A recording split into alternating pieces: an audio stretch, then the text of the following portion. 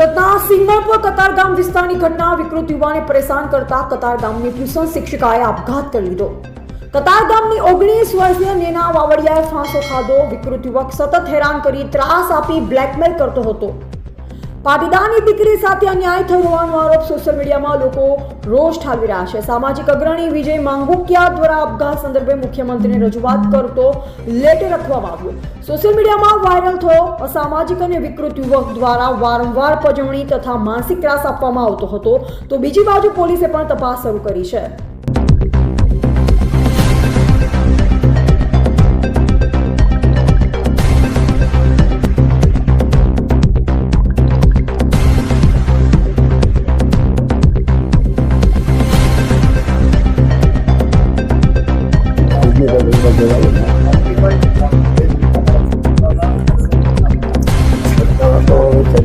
थाना क्लासेस से भणावा जाए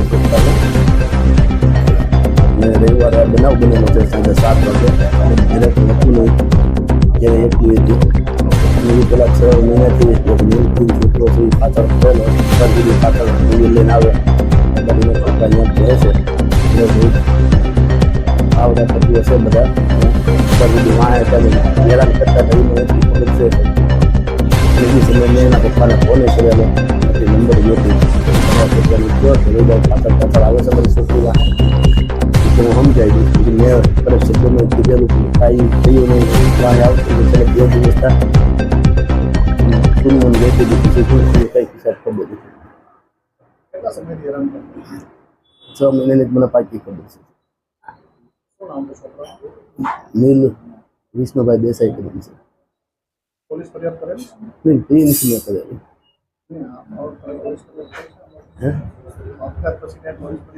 નહીં પોલીસવાળા આવીને બધું નિવેદન લઈ ગયા છે, હવે આગળ જવાનું બોલાવ્યા છે। जी विजय मांगुकिया। देखो समग्र गुजरातनी अंदर आ प्रकारनी घटनाओं वारंवार बनती होय छे, त्यारे आवा नराधमो कोर्टना माध्यमथी सरलताथी छूटी जता होय छे। मुख्यमंत्रीश्रीने आपना माध्यमथी एटલું જ કહેવા માંગુ છું અને પાટીદાર સમાજ વતી સમગ્ર ગુજરાતની અંદર આ પ્રકારની ઘટનાઓ બની રહી છે ત્યારે કે કાળા કાચની ગાડીઓ રાખી અને બેફામ રીતે આ નરાધમો સ્કૂલ કોલેજ અને ટ્યુશન ક્લાસોને ટાર્ગેટો કરતા હોય છે।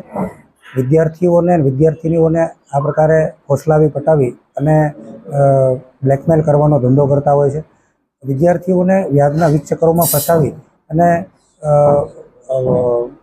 એના માવતરને મજબૂર કરતા હોય છે, કારણ કે અમારી સામાજિક રૂઢિચુસ્તતા હોય છે કે દીકરીનો બાપ કે દીકરાનો બાપ ફરિયાદ કરવા જઈ શકતો નથી। એ સ્વાભાવિક દરેક સમાજની અંદર હોય છે અને એના કારણે મજબૂરીનો લાભ લઈ અને આ પ્રકારના અસામાજિક તત્વો, વિકૃત માનસિકતા ધરાવતા અસામાજિક તત્વો જે છે તે એનો લાભ ઉઠાવતા હોય છે અને એટલા માટે ખાસ મુખ્યમંત્રીશ્રીને જણાવવાનું છે આપના માધ્યમથી કે આ પ્રકારના જે આવારા તત્વો જે સ્કૂલ કોલેજ અને ટ્યુશન ક્લાસોને ટાર્ગેટ બનાવીને જે ગાડીઓની ઘોડી ચડાવીને કાળા કાચની ગાડીઓ લઈને જે નરાધમો ફરે છે, જે નરાધમો ખુલ્લે આમ એમ કહે છે, તંત્રને પડકારે છે કે અમારું કોઈ કાંઈ કરી લેવાનું નથી, અમે આ જ કરવાના છીએ। આ બાબતને લઈ અને ગૃહ વિભાગ અને તંત્ર જાગે અને કડકમાં કડક કાર્યવાહી થાય ને એક દાખલો બેસે સમગ્ર ગુજરાતની અંદર કે આ પ્રકારના નરાધમો હવે પછી ક્યારેય આ પ્રકારની હીન કૃત્ય ન કરે, એના માટે કડકમાં કડક કાર્યવાહી થાય ને જેલના સળિયા પાછળ આજીવન કેદ થાય એવી અમે એની માંગણી કરીએ છીએ।